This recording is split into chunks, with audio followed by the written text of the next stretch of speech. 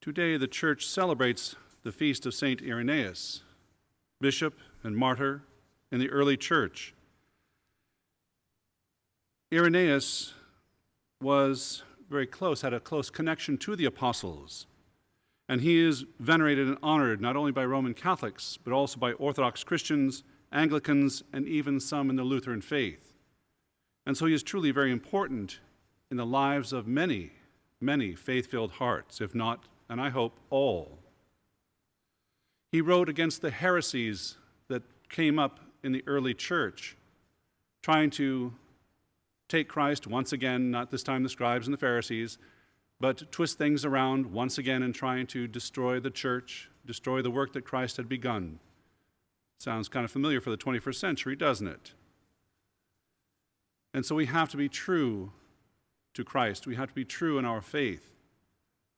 We have to bend our will to the will of God and not vice versa.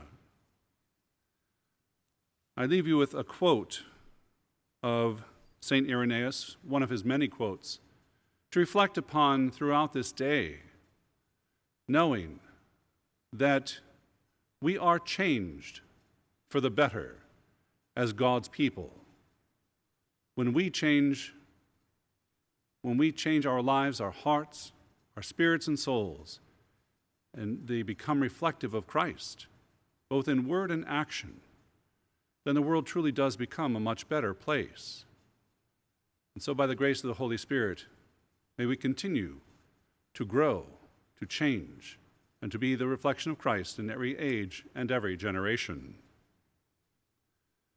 Just as bread from the earth, when it receives the invocation of God, is no longer common bread, but the Eucharist, made up of two elements, one earthly and one heavenly, so also our bodies, in receiving the Eucharist, are no longer corruptible, for they have the hope of the resurrection.